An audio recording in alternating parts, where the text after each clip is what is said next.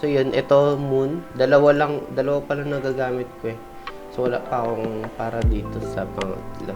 Yung sa ring. Ring ba to? Ito bracelet. Ito ring. Ito iba-iba rin yung effects niya. So ito star ring. Yan.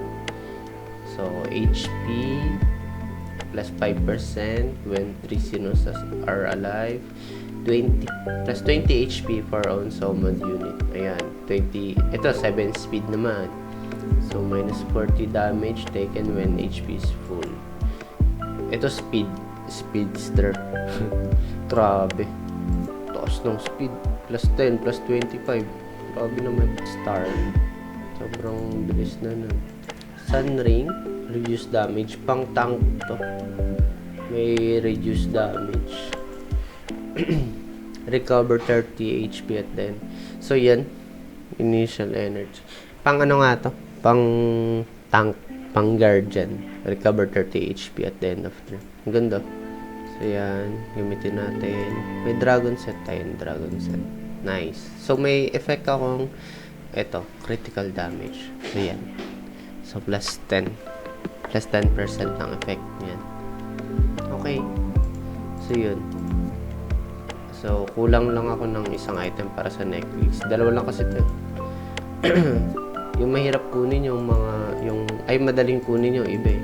Ito yung ring tsaka yung bracelet, marami. Pero yung necklace, mahirap.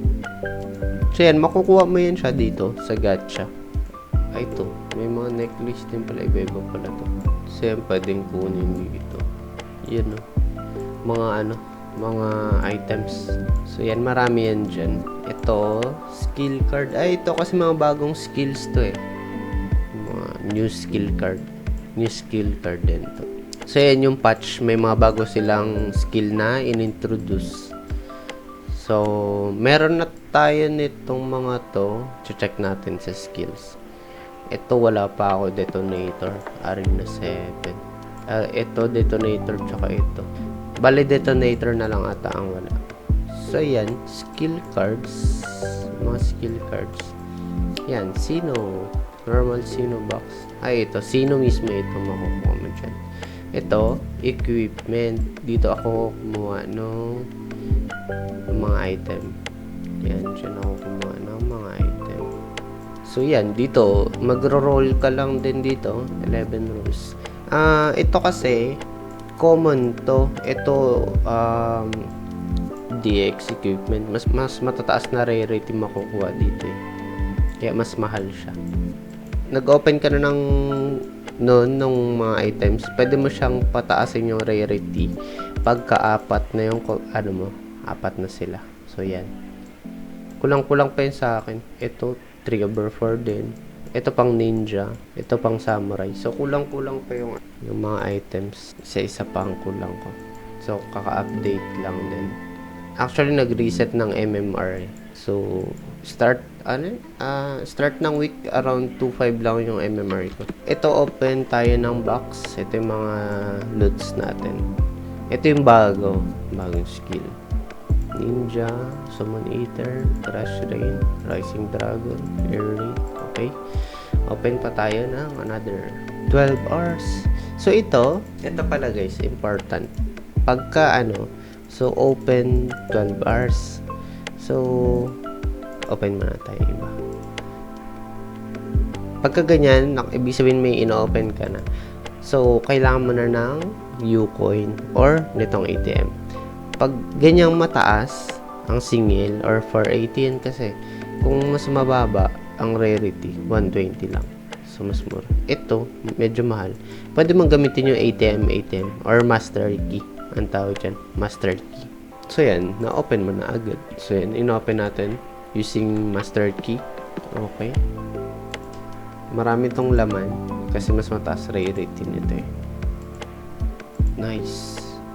Boom. Dami. Ito, open din natin. Ito, using Ucoin. Yan. So, open lang kayo nito lagi para ang important dyan itong soulstone. Tsaka yung cards. Okay din yung cards para ma-upgrade mo yung cards. So, yung soulstone ginagamit para dito. Yan. Ito yung requirements niya. Para ma-level up mo yung character. Yan. Le-level up ko yung grappler. So, level 12. Ayan. Plus HP. Tapos plus attack. Yung guardian pa-level din natin. Kawawa naman yung guardian natin. Level 7. Nice. So, yun. Ayan siya. Ayan. Balik tayo dito. So, next. Roll tayo ulit para sa equipment. So, yan. 11 ulit yan. Additional roll. So, yan pang psychic.